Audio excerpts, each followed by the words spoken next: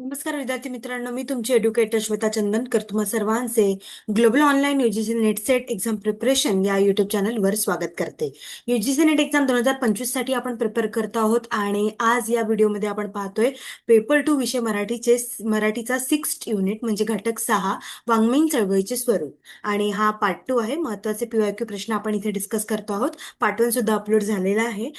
आणि आपली मराठीची जी बॅच आहे ते येत्या 24 तारखेला सुरू होते आहे. जर का तुम्हाला एनरोल करायचं असेल तर दिलेल्या नंबरवर तुम्ही संपर्क करू शकता किंवा ग्लोबल ऑनलाईन ऍप प्ले स्टोअरवरून डाउनलोड करू शकता. मुळात महत्वाचे पीवायक्यू प्रश्नाची सिरीज आणणे याचा हेतू हाच होता की तुम्हाला अभ्यासक्रम माहिती व्हावा प्रत्येक घटकांचा आणि एकंदरीत कशा पद्धतीने प्रश्न येतात ते सुद्धा माहिती व्हावे. ठीक आहे, त्यामुळे हा व्हिडिओ शेवटपर्यंत नक्की बघा. ग्लोबल ऑनलाईन आपल्यासाठी घेऊन आले आहे पूर्ण अभ्यासक्रम क्रॉस पेपर 2 विषय मराठीचा. यासोबत तुम्हाला मिळणार आहे पेपर 1 मोफत रेकॉर्डेड प्लस लाईव्ह क्लासेस, 10 युनिटचे नोट्स सुद्धा तुम्हाला मिळणार आहे, 20 प्लस अधिक टेस्ट सिरीज मॉक टेस्ट मिळणार आहे, सब टॉपिक्सवरच्या मॉक टेस्ट मिळणार आहे आणि पूर्ण अभ्यासक्रमावर सुद्धा मॉक टेस्ट मिळणार आहे. त्यामुळे ही बॅच तुमच्यासाठी खूप महत्त्वाची ठरेल. जर का तुम्ही आत्ता अभ्यास करायला सुरुवात केली किंवा मग तुमचे अटेम्प्ट देऊन झालेले आहे आणि थोडंसं तुम्हाला 4-5 मार्काचा थोडा ग्रेस पाहिजे आहे तर नक्कीच ही बॅच तुम्हाला खूप महत्वाची ठरणार आहे. त्यामुळे नक्की जॉईन करा. याची जी फीज आहे ती 10,000 रुपये, पण ते डिस्काउंटमध्ये तुम्हाला 8,000 रुपयाला मिळणार आहे. जर का तुम्हाला एनरोल करायचं असेल तर दिलेल्या नंबरवर तुम्ही संपर्क करू शकता किंवा ग्लोबल ऑनलाईन ऍप प्ले स्टोअरवरून डाउनलोड करू शकता. माझ्यासोबत तुम्ही सुद्धा उत्तरे देत चला. कमेंट सेक्शनमध्ये अभिप्राय कळवा. नक्कीच तुम्हाला फायदा होणार आहे. ग्लोबल ऑनलाईन डाउनलोड केल्यानंतर तिथे माय कोर्सेसमध्ये जायचं, तिथे मराठी लिहायचं. त्यानंतर तुम्हाला असे 2 कोर्सेस दिसणार आहे. त्यामध्ये युजीसी नेटसेट मराठी याचा जो कम्प्लीट कोर्स आहे ते तुम्हाला हे करायचं आहे. त्यामध्ये पब्लिश कोर्स केल्यानंतर तुम्हाला कंटेंट दिसणार आहे. त्यामध्ये weekly test, MS set paper 1, net set paper 2, crash course, PYQ, mock test, solve question paper सगळं तुमच्यासाठी कंटेंट अवेलेबल आहे. आणि लाईव्ह क्लास असला की तुम्हाला नोटिफिकेशन सुद्धा मिळते आहे. ठीक आहे. जर का तुम्हाला काहीही क्वेरी असेल तरी दिलेल्या नंबरवर तुम्ही संपर्क करू शकता. चला तर मग सुरुवात करूया आणि घटक 6चा अभ्यासक्रम पाहूया. घटक 6 मध्ये आपल्याला वाङ्मयीन चळवळीचे स्वरूप असं आहे. त्यामध्ये आपल्याला मराठीतील वाङ्मयीन चळवळी याबद्दल शिकायचे आहे, चळवळीचे समाजशास्त्र शिकायचे आहे, भक्ती साहित्याची चळवळ, भाषाशुद्धीची चळवळ, वाङ्मय शुद्धीची चळवळ, अनियतकालची चळवळ, दलित साहित्याची चळवळ, ग्रामीण साहित्याची चळवळ, आदिवासी साहित्याची चळवळ, स्त्रीमुक्तीची चळवळ, शेतकरी चळवळ, चळवळीच्या प्रवाहातील मराठी साहित्य, वाङ्मयीन अभिरुची, अभिरुची संपर्क, अभिरुची संघर्ष, मुद्रण पर्व कधी सुरू झाला, त्यानंतर सत्ता, जाती संघर्ष, अभिरुची, ह्या सगळ्याचा अभ्यास आपल्याला इथे करायचा आहे घटक 6 मध्ये. त्यामुळे नक्कीच आणि घटक 6 मधून भाषाशुद्धीची चळवळ जी आहे ती विचारली जाते. भक्ती साहित्याची चळवळीवर जास्त इथे फोकस केलेला आहे. त्यामुळे चळवळ खूप महत्वाची आहे इथे. ठीक आहे. चला मग सुरुवात करूया प्रश्नांना. शशी प्रधान यांनी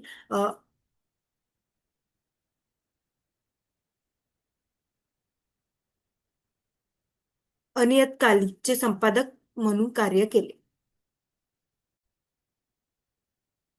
शशीप्रधान यांनी कालिकाचे संपादक म्हणून कार्य केले. भारूड, टिंब, अथर्व, शब्द. चला सांगा बघू.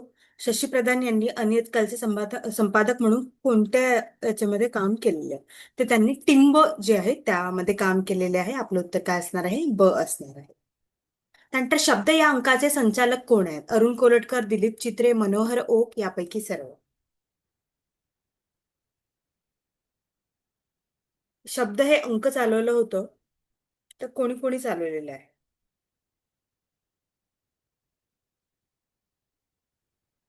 शब्द या अंकाचे संचालक यापैकी सर्व. अरुण कोलटकर पण आहेत, दिलीप चित्रे पण आहेत आणि मनोहर ओक पण आहेत. त्यामुळे आपलं उत्तर काय असणार आहे? ड असणार आहे. लिटिल मॅगझिनचे संपादक कोण आहेत? शशी प्रधान, गणेश प्रधान, कमल श्रोत्री, विवेक मिश्र. लिटिल मॅगझिन जे आहे त्यांचे संपादक कोण आहे असं आपल्याला प्रश्न विचारलेला आहे. लिटिल मॅगझिनचे संपादक आहे शशी प्रधान. ठीक आहे, त्यामुळे आपलं उत्तर काय असणार आहे? अ असणार. लिटिल मॅगझिन या अनियतकालिकचा अंक साली प्रसिद्ध झाला. October-November 1955, जून-जुलै 1955, August September 1955, डिसेंबर-जानेवारी 1955.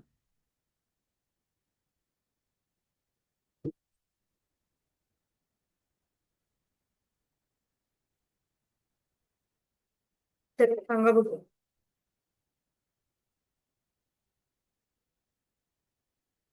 लिटिल मॅगझिन या अनियतकालिकचा तुम्ही ऐकलं असेल लिटिल मॅगझिन.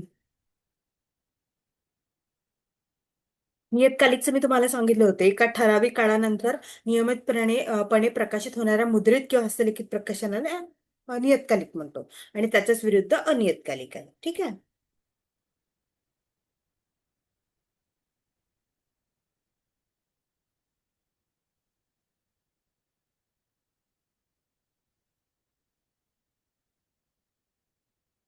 रिटेल मॅगझिनचा काय अनियतकालिकचा अंक ऑक्टोबर-नोव्हेंबर 1955. ठीक आहे. त्यामुळे आपलं उत्तर असणार आहे अ. त्यानंतर आदिवासी साहित्याची प्रेरणा व साहित्यातील लढवय कोण कोण आहेत ते आपल्याला विचारलेलं आहे. डॉक्टर बाबासाहेब आंबेडकर, भिल्ल मुंडा, अर्जुन डेंगळे, विठा रामोजी जना, रघुवीर, गंगाधर पानतावणे, वारली सुपा यापैकी नाही.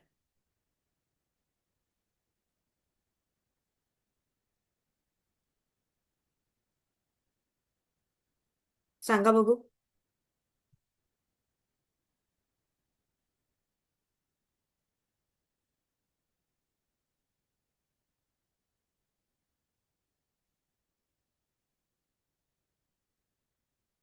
आदिवासी साहित्याची प्रेरणा व साहित्यातील लढवय डॉक्टर बाबासाहेब आंबेडकर, भिल्ल आणि मुंडा असं होते. त्यामुळे आपलं उत्तर असणार आहे अ. नंतर हे आंतरराष्ट्रीय स्त्री वर्ष म्हणून घोषित केले आहे. मी तुम्हाला मागेही सांगितलं होतं स्त्री वर्ष इसवी सन 1963, इसवी सन 1970, इसवी सन 1975 आणि इसवी सन 1988. हे तुम्हाला आता पाठ झालं पाहिजे की आंतरराष्ट्रीय स्त्री वर्ष हे 1975 जे आहेत ते असणार आहे. ठीक आहे. त्यामुळे आपलं उत्तर आहे क. त्यानंतर हे दशक स्त्री दशक म्हणून घोषित केले जातात. 1955 ते 1965, 1965 ते 1975, 1975 ते 1985 की 1985 ते 1995. तर स्त्री दशक जे आहे ते 75 ते 85 अशा पद्धतीने आहे. ठीक आहे. स्त्री शोषणाची प्रवृत्ती अस्तित्वात आली आहे कशामुळे? संकुचित वृत्तीतून, पुरोगामी वृत्तीतून, पुरुषी आक्रमतेतून की यापैकी नाही. स्त्री शोषण जे म्हणतो आपण अ, वृत्तीतून म्हणजे विचारसरणीतून होतो त्याचा. पुरोगामी वृत्तीतून म्हणजे शोषणाकडे नेणार नाही पुरोगामी मानसिकता. संकुचित वृत्ती जी आहे त्यामध्ये शोषणाला चालना देणाऱ्या नकारात्मक वृत्ती आणि श्रद्धांचा विस्तृत समावेश असतो. त्यामुळे अ, आपलं उत्तर काय असणार आहे? संकुचित वृत्तीतून स्त्री शोषणाची प्रवृत्ती अस्तित्वात आली आहे. त्यामुळे आपलं उत्तर काय असणार आहे? अ असणार आहे. ठीक आहे. आणि आपण आत्ताच पाहिलं होतं शब्द जे संचालक होते अरुण कोलटकर. त्यांचे एक मराठीचे प्रसिद्ध आणि इंग्रजीचे कवी आहेत. मराठी कविताचा संग्रह आहे त्यांचा शब्द नावाचा. ठीक आहे. इसवी सन 1884 मध्ये यांनी स्त्री शिक्षणाची सुरुवात सर्वप्रथम केली. महात्मा ज्योतिराव फुले, महर्षी धोंडे, केशव कर्वे, दयानंद सरस्वती की विठ्ठल रामजी शिंदे.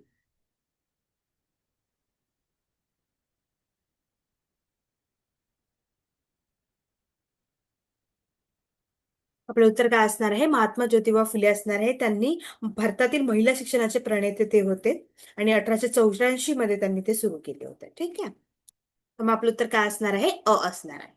नंतर स्त्री मुक्ती चळवळीच्या आद्य प्रणेता म्हणून उल्लेख केला जातो. ताराबाई मोडक, आनंदीबाई जोशी, सावित्रीबाई फुले की पंडिता रमाबाई. स्त्री मुक्ती चळवळीच्या आद्य प्रणेत्या म्हणून कोणाला केलं जातं? सावित्रीबाई फुले. आपल्याला माहिती आहे सावित्रीबाई फुले यांच्यावर आपण भरपूर यांचा माहिती आहे आपल्याला.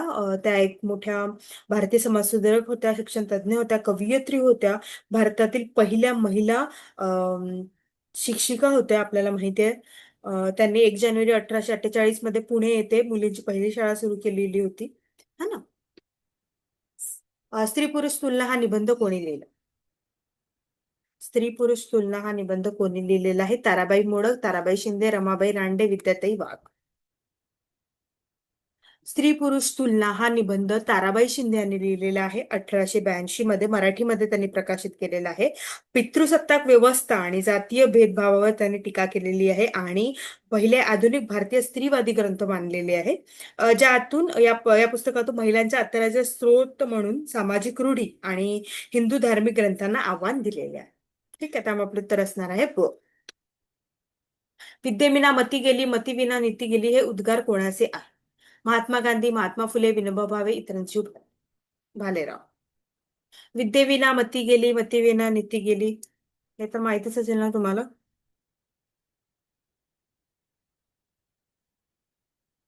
काय आहे विद्येविना मती गेली?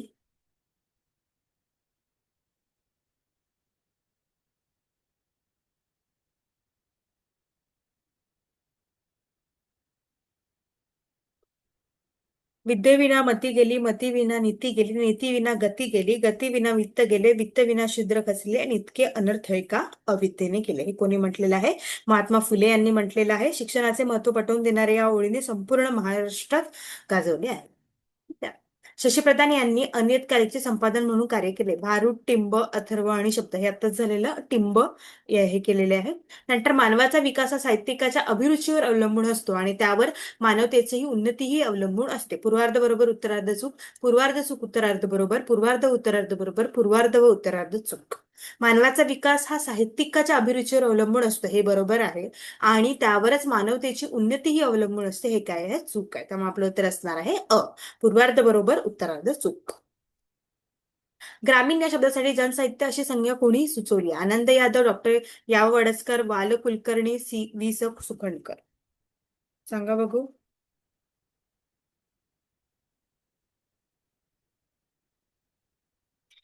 ते सुचवली आहे आनंद यादव यांनी ग्रामीण साहित्यकार आहेत हे. है ना? तुम्हाला माहिती असेल आनंद यादव.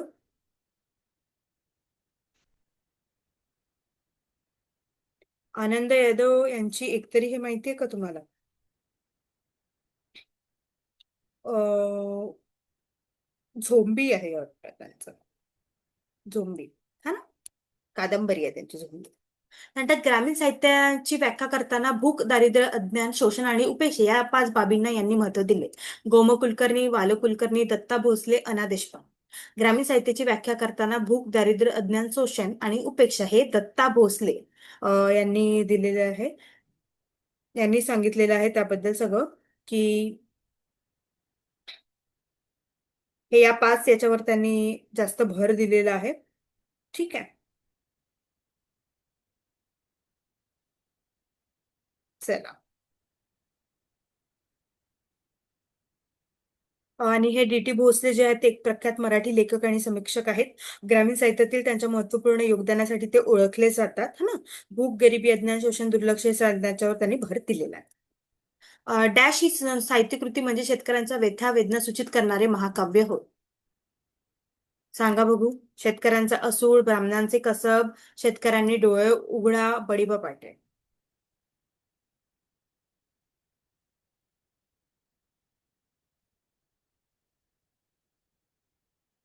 हे काय आहे? शेतकऱ्यांचा आसूड जी आहे ही साहित्यकृती म्हणजे शेतकऱ्यांचा व्यथा वेदना सूचित करणारे महाकाव्य आहे. ठीक आहे. हे कोणी लिहिले आहे? महात्मा ज्योतिराव फुले यांनी लिहिलेले आहे आणि हे एक महत्वपूर्ण काम आहे जे भारतातील शेतकऱ्यांच्या शोषणावर आणि दुःखावर काय कसं करते प्रकाश टाकते. दिनबंधू या वृत्तपत्राचे संपादक कोण आहेत? महात्मा फुले, गोपाळ गणेश आगरकर, कृष्णराव भालेकर की यापैकी कोणीही नाही. दिनबंधू या पत्राचे संपादक आहेत कृष्णराव भारेकर. दिनबंधू हे साप्ताहिक सत्यशोधक समाजाचे मुखपत्र होते आणि त्यांची स्थापना कृष्णराव भालेकर यांनी केली आणि महात्मा फुले यांनी या वृत्तपत्राच्या माध्यमातून समाजातील अन्याय आणि विषमता दूर करण्याचा प्रयत्न केला. ठीक आहे. त्यामुळे आपलं उत्तर काय असणार आहे? क असणार आहे. नंतर बळीबा पाटील या कादंबरीचे लेखक शंकर पाटील आहेत, विठ्ठल वाघ आहे, आनंद यादव आहेत, कृष्णराव भालेकर आहे. बळीबा पाटील ही एक मराठी कादंबरी आहे जी कृष्णराव भालेकर यांनी लिहिलेली आहे. 1877 मध्ये त्यांनी दिनमित्र मासिकात या कादंबरीचे जे क्रमश आहे अंक प्रकाशित केले होते. यामध्ये दुष्काळातील शेतकऱ्यांचे जीवन आणि त्यांच्यावर होणाऱ्या अन्यायाचे वास्तवाचे चित्रण केलेले आहे. कादंबरीत खेड्यातील जीवन, लोकांची जीवनशैली, शेती पद्धत, पारंपरिक सण समारंभ सगळं यामध्ये सांगितलेलं आहे.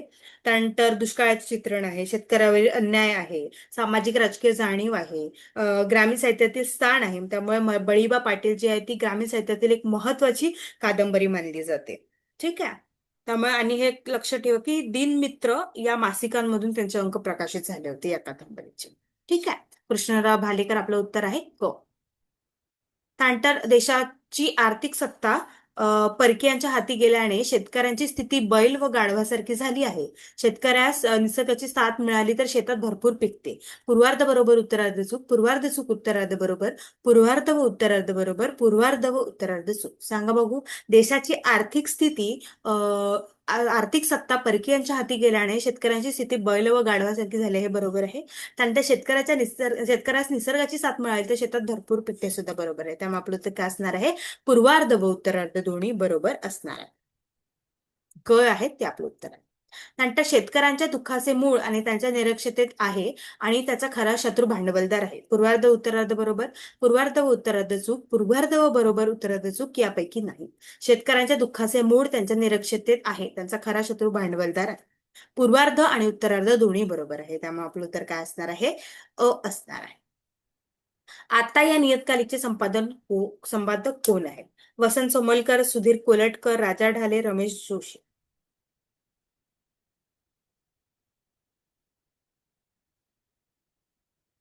आता या नियतकालिकचे संपादक आहे राजा ढाले. ठीक आहे. त्यानंतर अक्षर या नियतकालिकचे संपादक कोण आहे? वसंत सोमलकर, सुधीर कोलटकर, राजा ढाले की रमेश जोशी. तर राजा ढाले तर नसणार आहे. मग कोण असणार अक्षर या नियतकालिकचे संपादक? अक्षर या नियतकालिकचे संपादक आहेत रमेश जोशी. त्यामुळे आपलं उत्तर असणार आहे 4. ठीक आहे. त्यानंतर भारुड या नियतकालिकचे संपादक कोण आहेत? वसंत सोमारकर, सुधीर कोलटकर, राजा ढाले की रमेश जोशी. हे जोड्या लावामध्ये विचारलं गेलेलं होतं. ठीक आहे. पण मी अशा पद्धतीने इथे क्वेश्चन म्हणून लिहिलेलं आहे. तर भारुड या नियतकालिकचे संपादक आहे वसंत सोमारकर. ठीक आहे. त्यामुळे आपलं उत्तर असणार आहे 1. त्यानंतर कांदा आंदोलन कधी झालेले आहे? मार्च 1981, मार्च 1980, जून 1982 की नोव्हेंबर 1980 की एप्रिल 1981. कांदा आंदोलन. आता चळवळ जी म्हटलं आपण, चळवळी जेव्हा झाल्या तेव्हा आंदोलन पण झाले, हा ना. त्यामुळे त्यातले जे 4-5 आंदोलन आहेत ते महत्वाचे आहे. त्यावर जोड्या लावा विचारला गेलेला आहे. ठीक आहे. त्यामुळे ते लक्षात ठेवा सगळ्यांनी. इथून जोड्या लावा भरपूर विचारले जातात. तर कांदा आंदोलन मार्च 1980 इथे तेव्हा झाले होते. ठीक आहे. नंतर ऊस आंदोलन कधी झाले? मार्च 1981, मार्च 1980, जून 1982, नोव्हेंबर 1980 की एप्रिल 1981. ऊस आंदोलन कधी झाले? ऊस आंदोलन जे आहे ते नोव्हेंबर 1980 ला झालेले आहे. ठीक आहे. आधी कांदा झाला 1980 ला, त्यानंतर ऊस आंदोलन. त्यानंतर दूध आंदोलन कधी झाले? मार्च 1981, मार्च 1980, जून 1982, नोव्हेंबर 1980 की एप्रिल 1981. दूध आंदोलन कधी झालेले आहे? दूध आंदोलन जे आहे ते जून 1982 ला झालं. ठीक आहे. तर तुम्ही लक्षात ठेवा, आधी कांदा आंदोलन मार्च, त्यानंतर ऊस आंदोलन, त्यानंतर दूध आंदोलन. दूध आंदोलन तर 2 वर्षांनी झालेलं आहे, 1982. नंतर निपाणी तंबाखू आंदोलन कधी झाले? मार्च 1981, मार्च 1980, जून 1982, नोव्हेंबर 1980 की एप्रिल 1981.